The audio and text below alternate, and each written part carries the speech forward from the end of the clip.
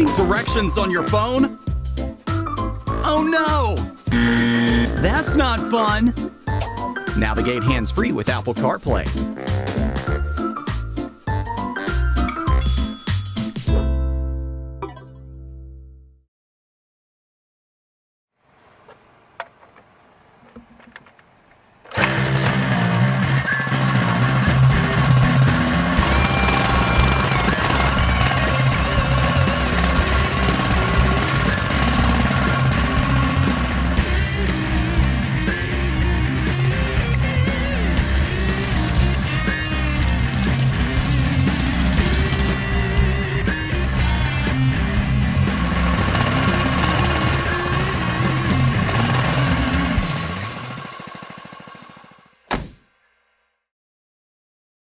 Hey, everybody. Welcome to another edition of Joe's Mini Bike Reunion.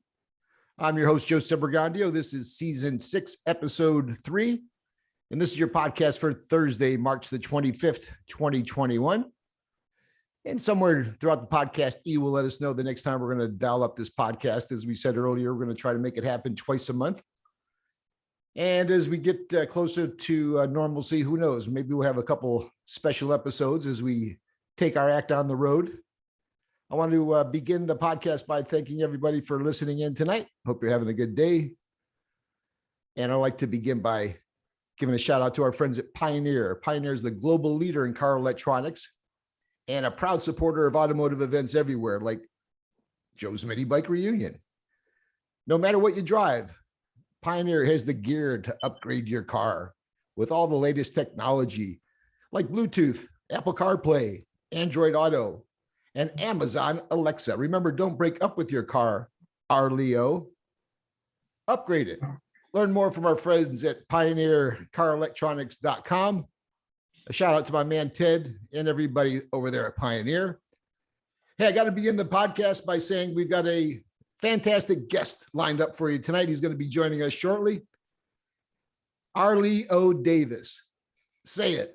Arleau, not Arleau, not Arleau, nothing like that.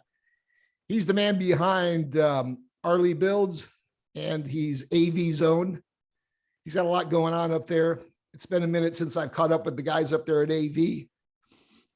When I think of AV, I think of Jake Moe. So we'll find out what's happening up there from the perspective of Arleau. I want to give a shout out to, and this is something that our household's pretty excited about, my daughter, Nicole. Nicole has successfully found herself a nice new job, and she's going to be starting pretty soon, and she's excited, and so are we. Look forward to her success there. It's always nice, when your kid gets a job, and she's been looking forward to it because it's tough. It's not like you can bop around and interview, and you have to do everything online mostly, and you don't get that opportunity to really get face-to-face with someone. But she hung in there, and she's on her way, like I hope so many of you guys are going forward.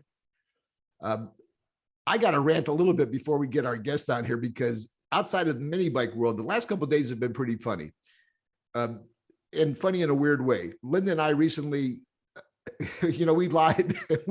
we got our shots, right? It's like, fuck, you got to do whatever you got to do to get vaccinated.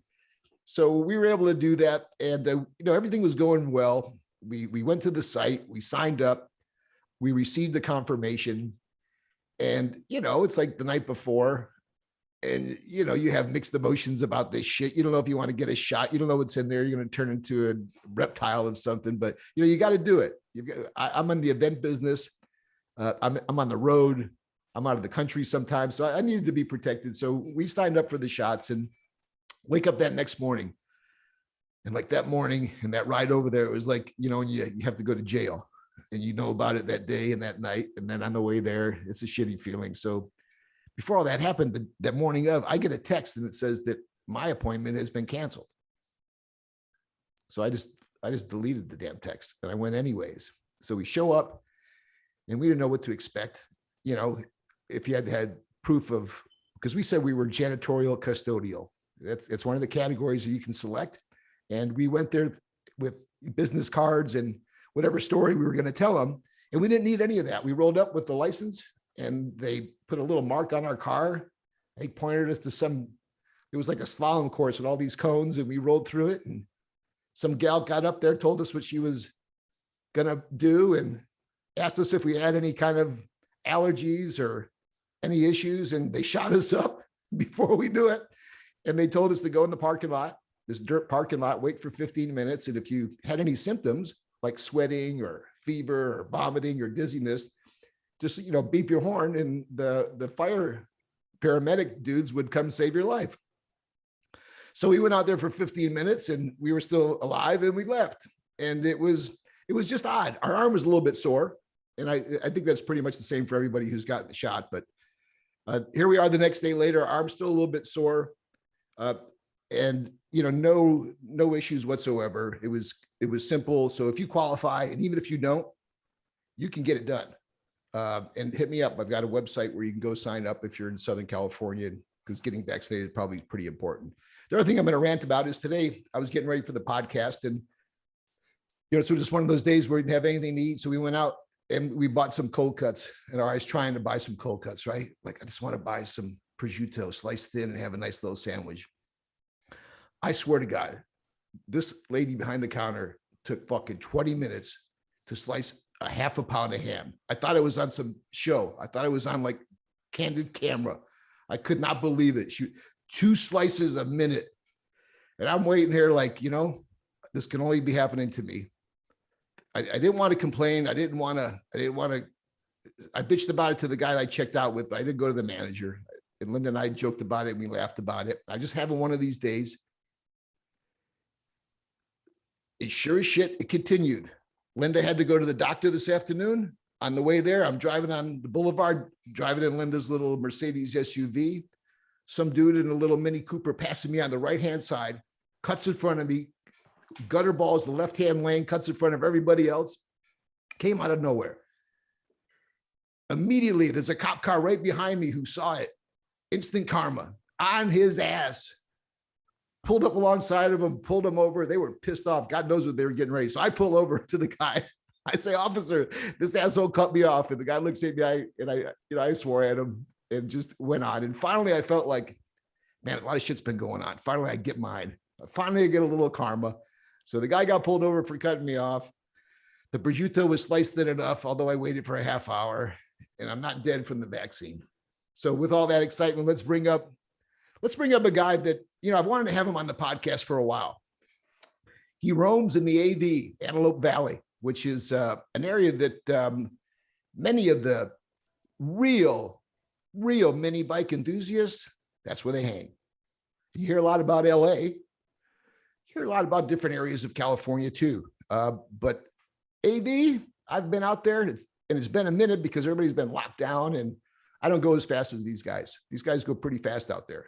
It's all about going fast.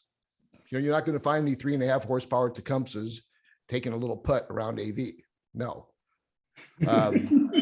So I've been out on some of the rides, and I've seen some of the bikes close up. And while I've been out there, I met Arleau Davis. He's been to the events. He's part of the group up there. He's got his own deal out there now, Arleau Built. And we're happy to have him on the podcast. Arleau, welcome to the show. What's happening, brother? Thank you, Joe. I appreciate it. I'm finally happy to finally be on the show. I've been trying to get on here for like the last couple years. It hasn't been that long, but I do recall you and I going back and forth. Probably about like the last year. Yeah, probably about the last year. And I've genuinely been interested in doing it. In fact, this is a good time for me to also admit that I've been dying to get on Joe Petralia from Muscle Mini Bike Builds too. And yeah, I'm in the situation, Arleau, where it's kind of good for us. We have now a very keen idea of who we want to have as guests on the upcoming podcast. There was a time where it was kind of week to week. So we're glad we fit you on here, and we're glad that you'll be able to make some time for us. How was your day today? It was pretty good, pretty busy. What do you do 9 to 5? Are you there doing the Arleau Built deal, or are you doing that on the side? Tell us a little bit about what your day-to-day is. So pretty much my day-to-day is that I pretty much build motors like all day. I'm tuning bikes, getting customers, parts and everything together. I'm pretty much always on a move, trying to get stuff going. So, So it's a full-time gig. This is not something you do when you're done with your day job, so to speak. this is full time. And that takes balls. When, excuse me, when did you start that full-time? I started this last year, March. And how did you get to that point, Arleau? Were you in a situation where you knew that you were, by your own standards, you were good enough to do it on your own, or were you being encouraged maybe by your close friends, or was it a financial thing? How did you ultimately hang your own hat on your own business? So pretty much what happened is like you said, I had a lot of people telling me like that it's kind of selfish of me to hold my talent. So they were just telling me for a long time, like, oh yeah, you need to do it. So I finally just put it together and was just like, you know what, I'll give it a shot. And then next thing you know, I realized that I really had something to bring to the table. So then I ended up, was like, okay, well, let's do it. So I started doing it, and I did a couple motors for a couple guys out there in LA. And a lot of people in LA don't personally like me, so because I'm in the AV area. So those motors that I built went out and performed and was beating a lot of LA motors, right? So from there, like I've pretty much been busy, and like people have been like hitting me up, and like I said, I've been getting orders. I got bikes in Vegas, I got bikes in LA, I got stuff in Texas, Arizona, I got the Bay Area. I pretty much got stuff like in a couple places. You're international almost. You're definitely national, it sounds like. And when you say you've got bikes, are these bikes that are powered by Arleau builds, or are these bikes that you are building from existing frames? When you say it's an Arleau build, are we talking just about the power plant or the complete bike? Power plant. Great. Okay, so personally, me as of right now, I'm working on getting my stuff set up so that way I can produce my own frame. But right now, I personally use GT's mini bikes. And, me and Rafa go way back. I've been dealing with Rafa since I was like 13 years old. So, we have some history, and, pretty much is, now in California and pretty much all the way to Vegas, most people want a GT's frame, and it's really convenient for me being in California to give them a GT's frame. Plus, I can mix it up, and I can tell Rafa like, oh, let's do this with this one. So nothing's really ever the same with the customer bikes that I do.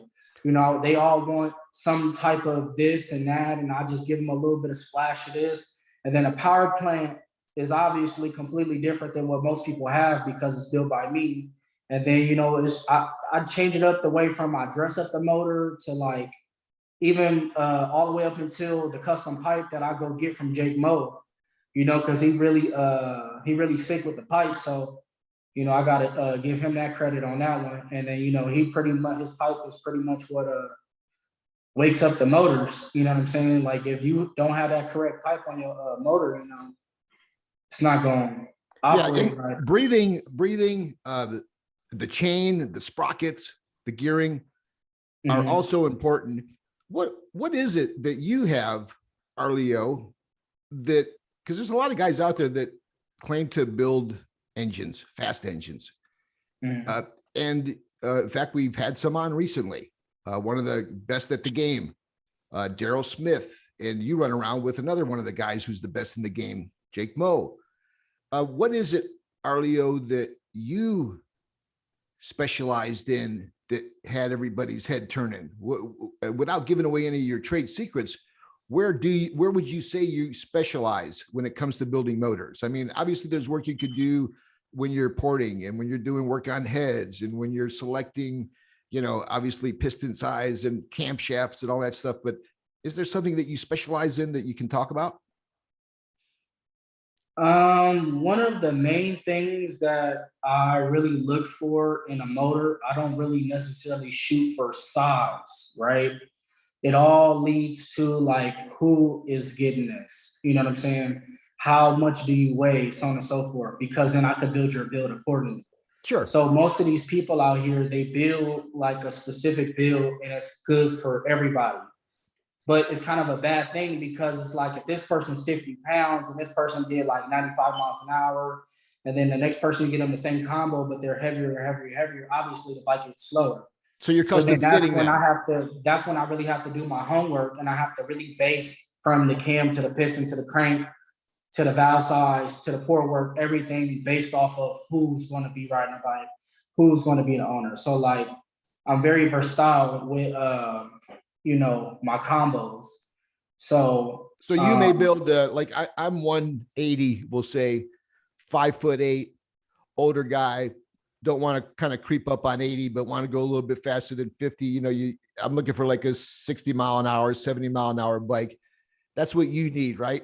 You need that info to get that combo right. To get the combo right. So then when Emmanuel calls, and Emmanuel's sitting on maybe, I don't know, 205, we'll say, and he's 6'4", he wants to go as fast as you can make it. You're able to then say, hey, Rafa, check this out. Stretch me 1.5 inches, build me up. Does it get that specific? Can you change the rake of the, it really does get that specific. So, and this is probably like the only secret that I'm gonna give out, but I learned this from my uncle, Papa Smurf, Sean from Hotspot Motorsports. He told me years ago, he said, the chain rotation is everything, right? So the longer chain you have, the more power you lose. That's all I'm gonna say. All right. And the chain is something, it's funny that you bring that up. I remember asking Dave Miller, who, rest in peace, is no longer with us. Let's face it, a legend in our sport. Mm-hmm. I would ask him, it's like, give me something. He's like, here's the deal. It's the chain. Like the chain, and the chain being lubricated could be anywhere from 0.5 to maybe a horsepower, depending on what your power range. So all those things that you kind of take for granted, like the chain's on, fuck it, I'll spray it with WD-40 once in a while. So Arleau, let me ask you, what's the latest up there in the AD? Who's who up there now for the folks in the know and for the folks who want to know? Who's who up there? Jake's the king. You'd be tough to knock me off that opinion, and he's earned that. Who else is running up there that you're with and you work with and you like to be with? Well, we have AVR Zoom, which is the world's best jockey. And then hearing a lot about that. I'm hearing a lot about that. So let me stop you along the way here, because in fact, I just started to follow him on Instagram. I think he did the same. Good to see you, AVR Zoom. I first heard about him from Jake Moe. So now I hear it from you, Arleau. What's it about this AVR Zoom besides the fact that he's your jockey? Well, Zoom is like family to me. Ever since like I met him, we didn't clicked on like so many levels outside of mini bikes. And plus, Zoom is like the type of person where, like I said, like he will constantly have these ideas and he'll have these solutions to problems. And then like we can literally problem solve so many things. So like he's more useful than just being a jockey. Yeah, he's like R&D. If I have like a new combo that I'm trying to figure out, and I'm trying to figure out like if the card's bogging, so on and so forth, he is the man that can get on the bike and he can tell you exactly when it's doing it, how it's doing it, what it needs, and then that really helps me out. And then I can fix the bugs, and then the bike will be good. Most people and most jockeys can't do that. I got to say that those jockeys that can't do that aren't going to be the top. You can look at anything from drag racing to NASCAR, and now you're talking about it for mini bikes, where unless that jockey has more than the balls to get on a fast machine, unless he has that ability to really say, hey, look, Dan, we got to deal with our suspension's too soft in the left, on these sprint cars. And, we got to take the camber up, or we've got to work on the trailing on the brakes, unless he's got that ability to do it. So maybe that is what the difference is with AVR Zoom, his ability to read that bike, so that, because you don't have much time. Most of the time you either won or lost after a race or two, right? It's not like you got a lot of time to get it right, huh? Yeah. So like I said, and it was really good too. Say for instance, we're in a tournament, right? Sure. That's the time we really need him to work, because it's our job as the builders to make sure that he has the power plant and the power to win the race. His job is to go down the street and give us feedback to make sure, and pretty much to ensure, that he continues to keep having that power and consistency. What I look for when I build is consistency. Most people are happy with a one pass number. I'm not happy with that. You know what I'm saying? And mind you, up here in Antelope Valley, it's very hard to tune. Altitude? The weather could be 50 degrees, then it could be 80 degrees, and then it could be 20 degrees. Like I said, it's very hard to tune. So right now, pretty much what I'm working on is finding that tuning sweet spot for each type of degree, and pretty much finding adjustments where I know, like, okay, yeah, I know this worked good on this adjustment, so on and so forth. Now, tuning in LA, it's not hard. It's not even a challenge for me. I'm gonna just be honest with you. It's like, no matter if it's wintertime, springtime, summertime, it's not hard to tune out there for me. It's always 90 degrees and sunny on Saturday on Anna Street, huh? Yeah, I mean, not necessarily, but it's just not like the weather difference is just, like I said, it's lower elevation down there. Yeah. So that's part of the reason why most LA people want us to go out there and race. But that's not the problem with us going out there to race. It's just the thing, like, in the car industry, if you look at like Street Outlaws or whatever the racing is, people go to different places and they have to adjust. Certainly. They don't make excuses. They adjust and hope it works. You know what I'm saying? We have to do the same thing when we go to LA. We have to change our bikes when we go to LA. I remember it came up in the podcast, Arleau, last episode with Daryl, and we're going to get back into a little bit more about the LA AV deal. And I know that we were talking about AVR Zoom, and you're talking about his ability to kind of help out. Folks, if you're listening in, it's Joe's Mini Bike Reunion Season 6, Episode 3. We're here with Arleau Davis, the man behind a lot of the things that are happening out of there in the Antelope Valley. We're talking about who's who. I want to thank our friends over at Pioneer Car Electronics and our friends at Studs Racing. Well, also give a shout out to the winners of last week's Studs Racing official apparel giveaway. We're looking at one of them right there. Damn, you look pretty good in that hoodie, Arleau. Yeah. And we was comfortable. Well, sure. You got personalized service from Eric over there at Studs, kind of measuring them out. And then T-Ron Carter, the dual engine T-Ron. You never know what he's in store for. He's a hardworking, cool guy.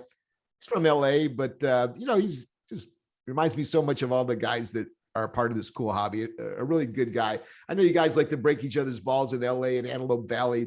And before we jump back into that, we're going to talk a little bit more about some of the other jockeys outside there besides Zoom. One little dude, I shouldn't say little dude, although when I say it, I mean it affectionately, Primo, I come out there with my Temecula Bob Jake Mo 18 horsepower, 20 horsepower, a little bike, and having the time of my life until I ran into that little bastard with his black and yellow little bumblebee bike that barely had a chain on it. And he was, I had my hands full keeping him off my ass. So there's a lot of guys that you just don't know about that. If you look at their bikes, it's like, oh shit, but then all of a sudden, super fast. How does that happen?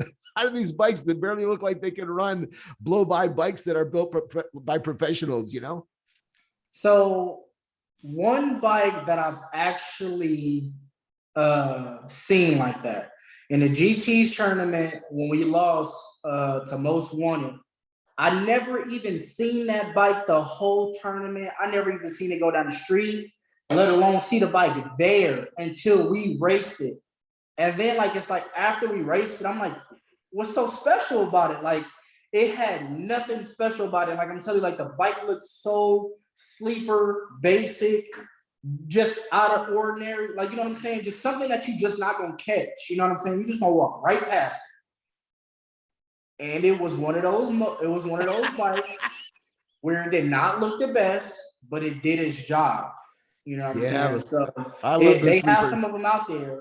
Yeah. So is Primo one of those sleeper jockeys, or who else is running fast out there? Who wants to jump on those fast bikes besides Zoom? Well, we have Little Zoom, which is Zoom's son, upcoming. Okay. Right now, right now, I'm getting him to understand on what he needs to look for when he's jockeying. Don't just ride the bike. Pay attention to what the bike is doing, and that way you can understand when your bike is running at full optimum power. You know what I'm saying? that's what we're pretty much working on right now. Other than like him actually riding it, going fast, great. Leaving a line on time, great. You know what I'm saying? Being smart, great. But like I said, it's just his main thing is we're just pretty much just working on him, iron out, you know, the small details of what the bike is doing. Yeah, you're kind of like your minor leagues, almost setting up like a I don't know.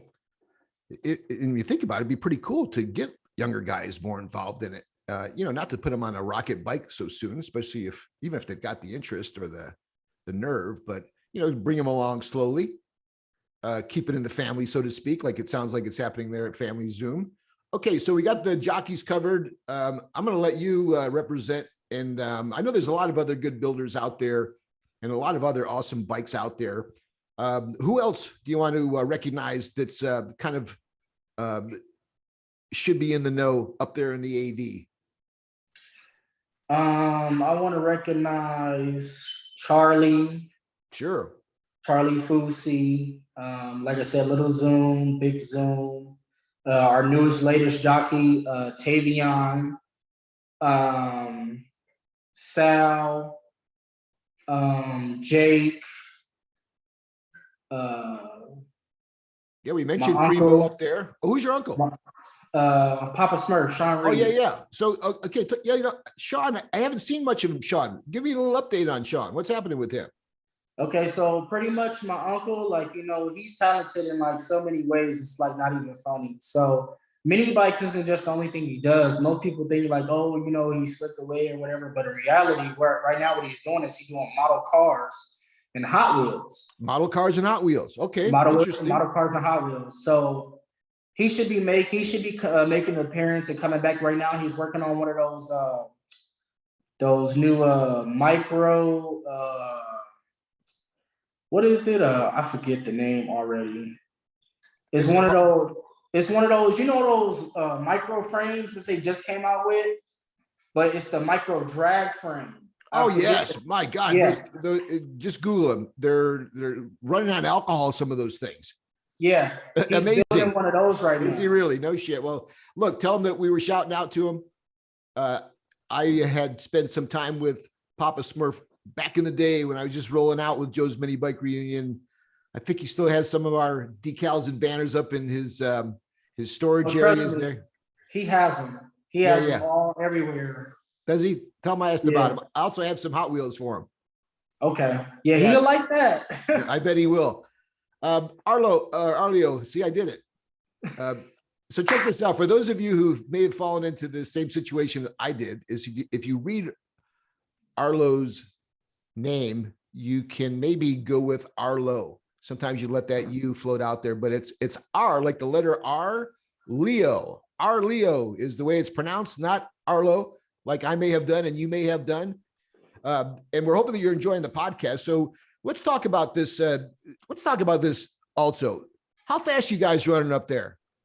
How fast you running? Everybody's talking about we're running 100 miles an hour. I'm calling bullshit on a lot of that. I know you can go 75. I know you can go 80. You may even be able to go 90, but you tell me how fast you guys running out there. Okay, so here's the truth. Like I told you earlier, the air up here is entirely different. So if a bike is doing 95 or 100, they say in LA, it's going to come up here. It's not definitely going to do that. It's going to lose mile per hour. So if you have a bike up here doing 95, fast 95, up here in Antelope Valley, and you take it to LA, I'm not going to necessarily say it's going to do 100, but trust me, it's going to be very hard to beat because it's going to be doing a fast that number. Okay. But all right. Our bikes up here are doing 95 plus in Antelope Valley. What motors are going that fast? What are you starting with? What kind of power plant? I'm trying to not give anything away. Well, just look, we're not talking about a Predator, right? Yeah, no. All right. So that's what I'm talking about. You got to meet me halfway. The new stuff, what they call Tillotson block, but we don't necessarily use Tillotsons. We weld our blocks. So we got Predator blocks that's welded crazy and, you know, big motor. Is that pretty popular? Plus. So is that pretty popular that maybe we'll start with what we can get our hands on with the Predator and work our magic? it's just more convenient because Sure. $100 motor, you can't beat it. And then you pay like $300-400 in welding. I mean, you have a motor that you could practically use forever. You know what I'm saying? Arleau, let me ask you this. What do these guys do wrong when they're taking their $109 Predator and trying to build it to go real fast? What are some of the mistakes that a lot of let's just say non-professional, but enthusiasts. And I'm not trying to take them down a notch. I'm just trying to help them out a little bit. Everybody thinks you just take it apart and you bolt on this other shit. And then what mistakes are they making?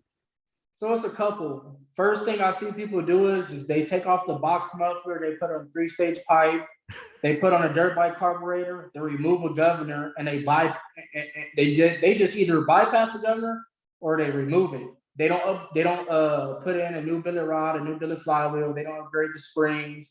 They don't upgrade the valves. And then, they'll go ride it all around town and open the throttle all the way up. Those springs are super weak. So what always happens, valve drops, blows the motor up. So it's a constant thing where people blowing the motor up. Flywheel, magnet flies off, breaks the coil off the block. The whole block is trash at that point. This is my tip to most people that want to, try to go fast. Thank you. First, get insurance.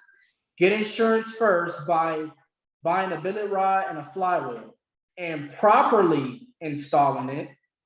Then from there, you can work on your cam and then you can upgrade your springs and dirt bike carburetor, so on and so forth. Love that. Very, very, very good, useful information on that. Let me ask you, Arleau, has what appears to have been a cottage little business, what I mean by that, kind of started and prompted by just the local following that you have. Pretty cool now when that phone rings and it's somebody from Florida or somebody from Vegas or somebody from, I don't know, Michigan. You're starting to build a little notoriety for yourself there. Congratulations on that. How's that feeling?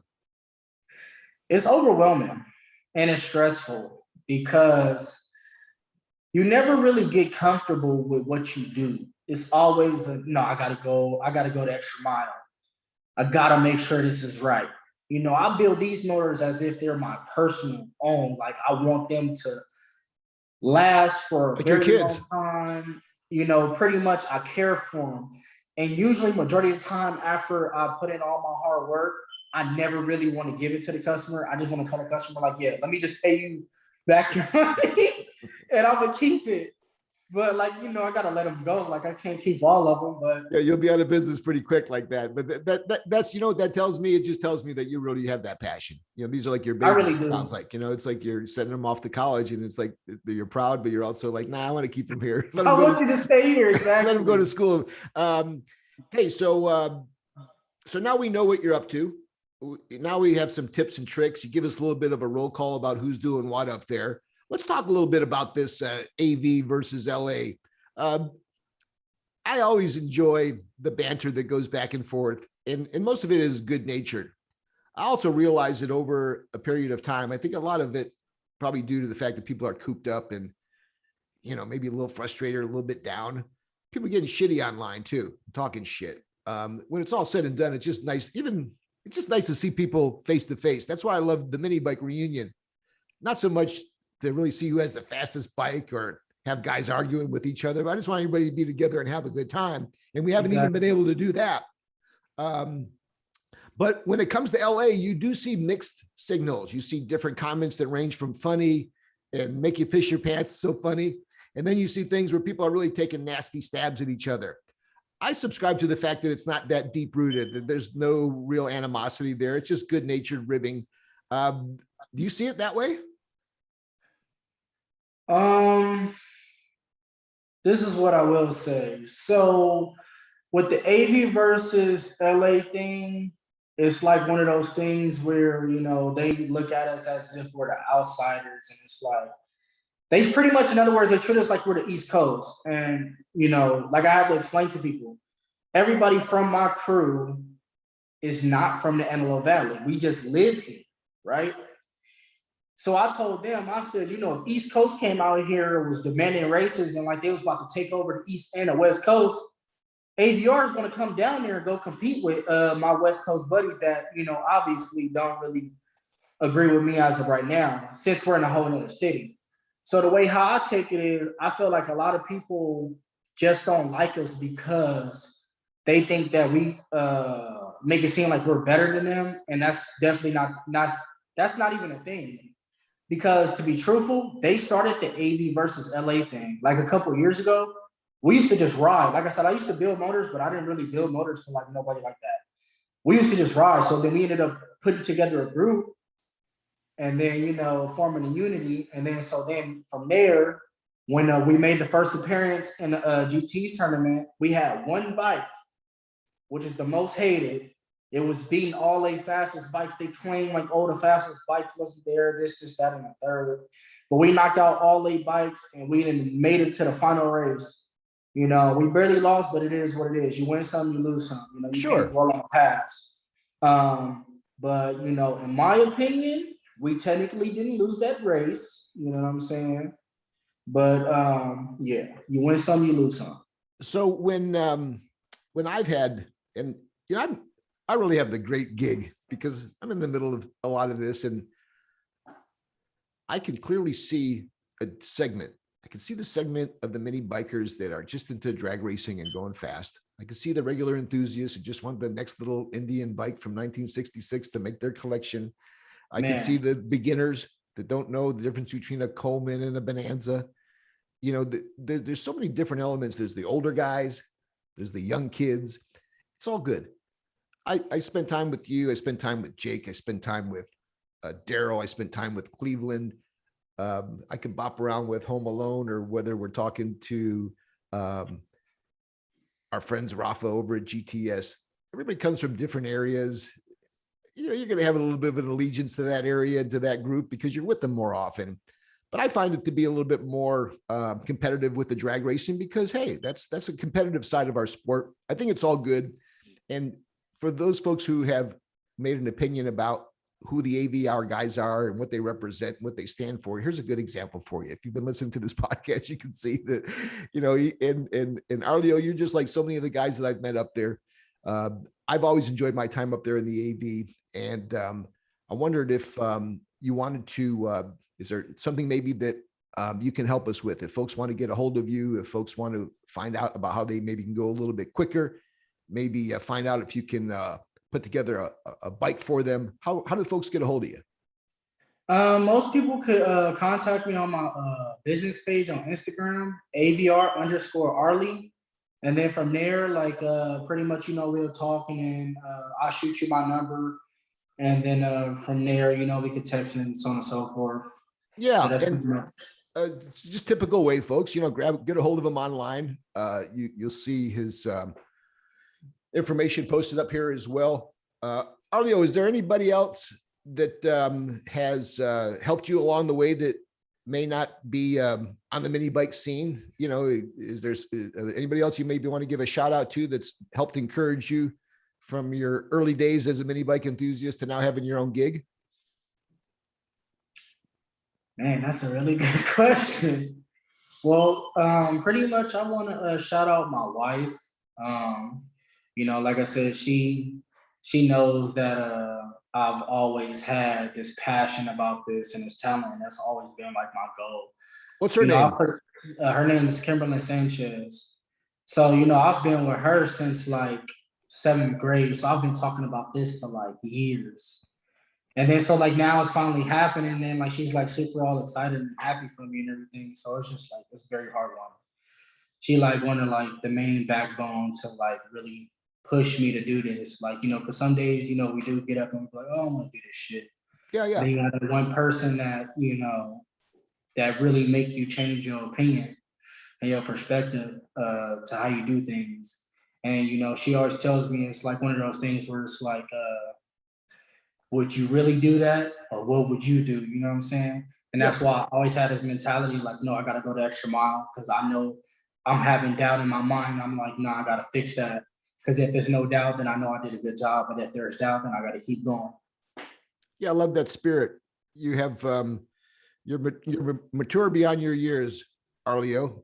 From a guy approaching his mid-60s, I can kind of see that in you already. They always say that a good man is, not getting too far without having a strong woman behind them too. So that's good to have. Well, you know, everybody talks a little bit about Jake Moe. Is there something about Jake Moe that you can add that maybe some of us may not know? Man, there's a lot I can add. I mean, you know, Jake's a really cool guy. And he's very busy. So it's like one of those things where a lot of people hit me up personally to get to him. And I'm like, hey man, you gotta shoot him a message and see if he get back to you. And he'll come hit me back up and they're like, man, he reply. I'm like, man, look, he's busy. But I'm telling you that wait is worth it for whatever you're trying to get framed to a pipe, to a gas tank, to whatever the case may be. It's going to be worth it because, like I said, it's just certain things that you just can't take away from certain people. Like I said, his talent is non-comparable to nobody. You know what I'm saying? Everybody is in their own bracket of talent. You know what I'm saying? He's the Picasso of our hobby. You know, he yeah. really is. So He creates work of art, and I hear that from everybody, from the guys who just learned how to spell mini bike to the guys like Temecula Bob and everybody else in between. We've been chatting with Arleau Davis from Arleau Builds. He's living the dream, and he's doing it full time, not on the side. He already told you how you can get a hold of him. He gave you an idea of who's who. Hey, one last thing, Arleau, before I let you go. What are you working on right now? What's getting ready to go out the door? Or what did you just bring in? What are some of the hot projects that you got going on over there? Can you show us? And do any of those bikes behind you dare fire up?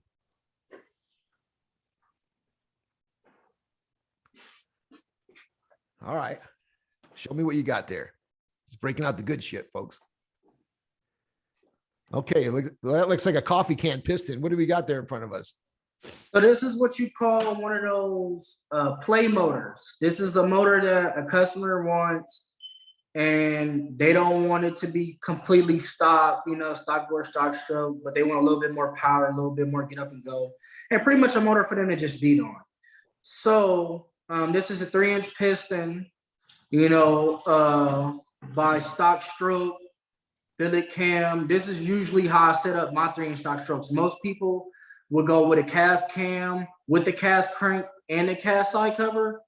Personally, what I do is just off the fact that you have this big size piston with the cast crank, it's best for you to have a billet side cover on there because it's less crank flex and it's a longer life duration for the crank and obviously the motor. Because if the crank breaks, then you already know it's ugly from there.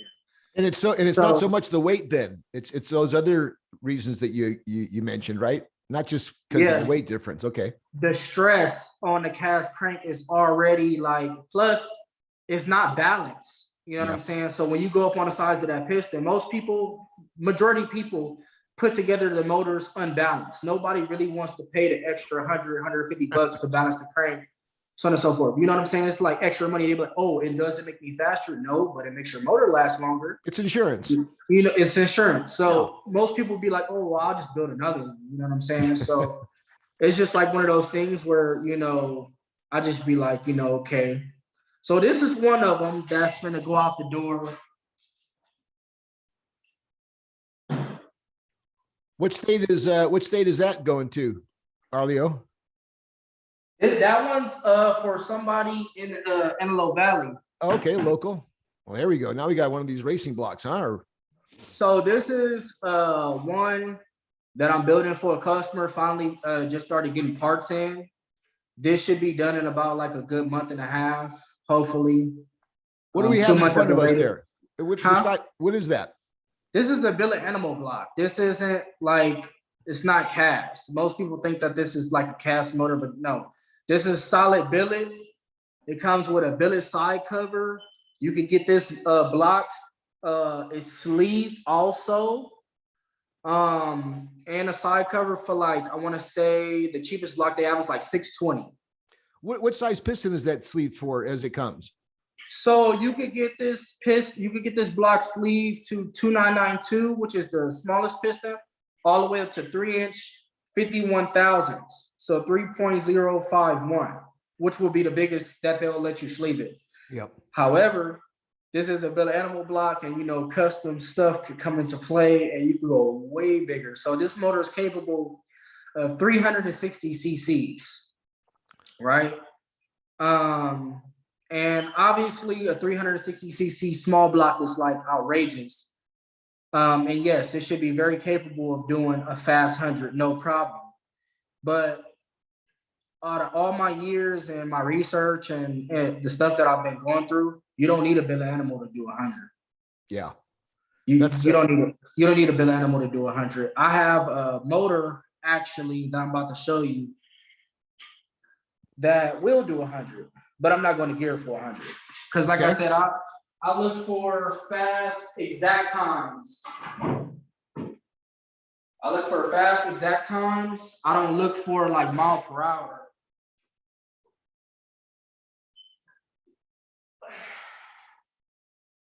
It's like super big and heavy, so I can't put it on the table. All right. That's a Billy head.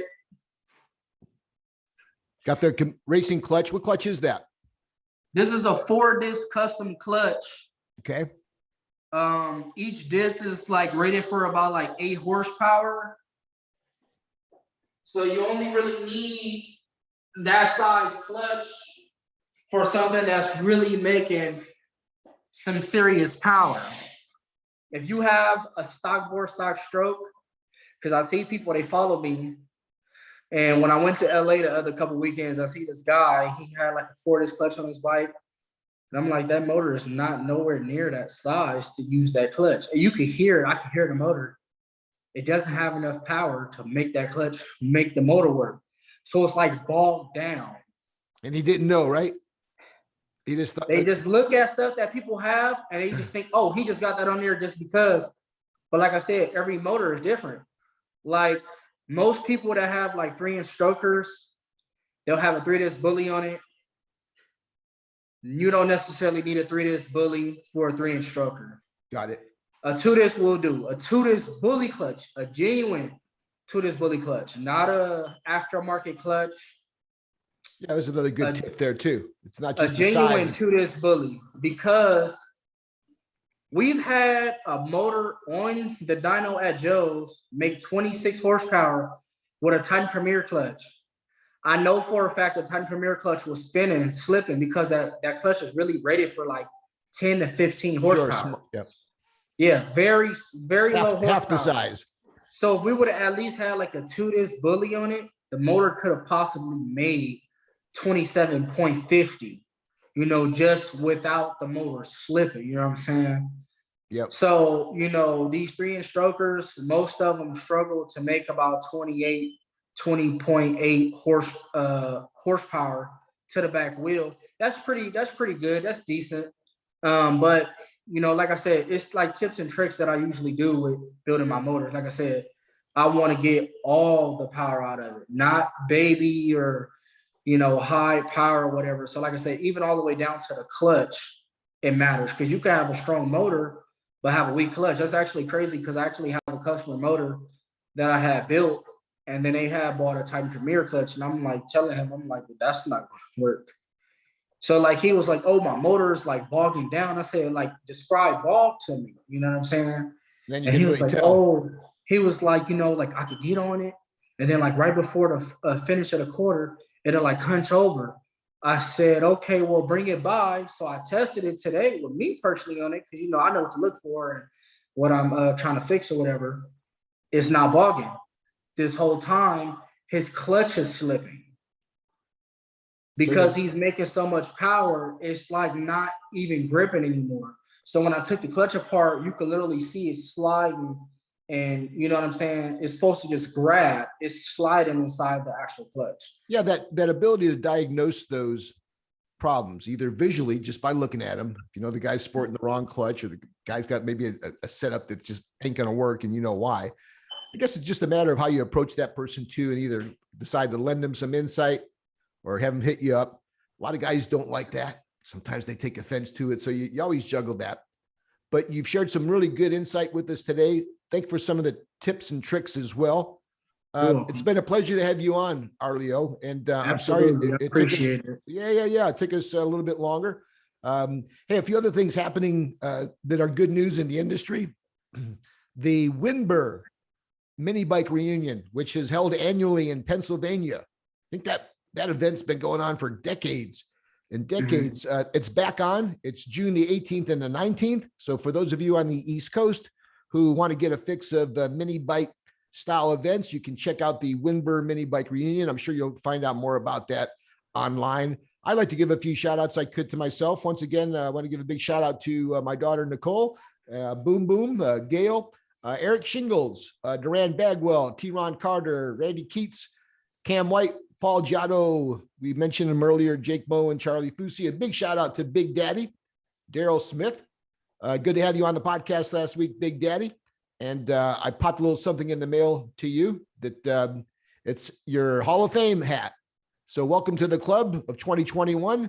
We also have a big announcement coming up on the second inductee to the 2021 Joe's Mini Bike Reunion happening on an upcoming podcast. I want to give a shout out to my man, Home Alone. You want to talk about jockeys? There's the one that you start with right there. My buddy Day, the Green Hornet Irving. He was on the East Coast holding it down. My buddy Dave Darnell, Dave Montgomery. If I miss you, I'll catch you the next time, I'm sure. Look, Arleau, have a good one. Hold down the fort. Say hi to all my friends out there in the Antelope Valley. It's getting a little bit normal out, so hopefully we'll be seeing each other soon. I can't wait to find out and keep me abreast about what's happening over there at Arleau Builds, and I'll look forward to seeing you at Joe's Mini Bike Reunion. Hopefully we'll be having that and talk a little bit more about that this year. Absolutely. Yeah, man. Thanks for your time. Have a great rest of your weekend, and we'll talk to you soon, brother. Okay, thank you. Nice. All right, folks. Arleau Davis has been our guest on Joe's Mini Bike Reunion podcast. Emmanuel, I'm not sure if there's a date that you've been able to describe. If you can, let me know in a second. Otherwise, folks, keep a view on the Facebook page. What date? What time? April the 8th. That'll be our next podcast. I'll make a little note here, 4-8.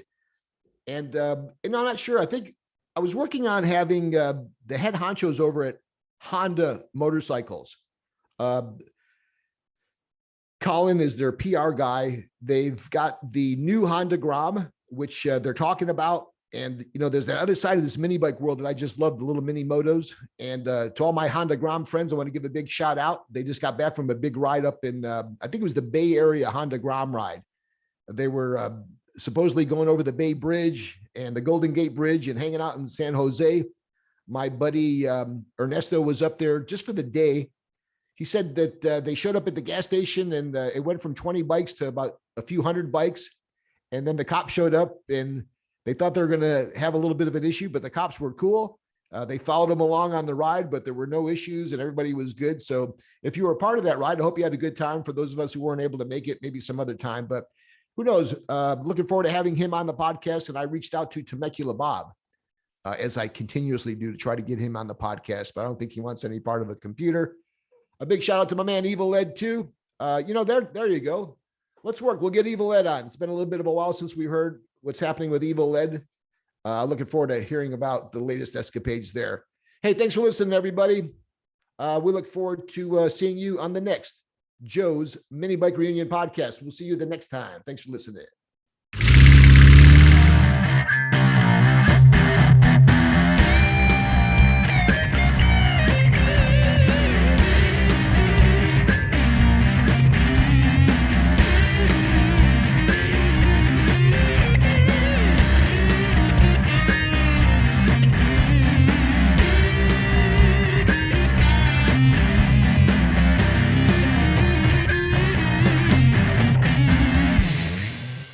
Joe's Mini Bike Show.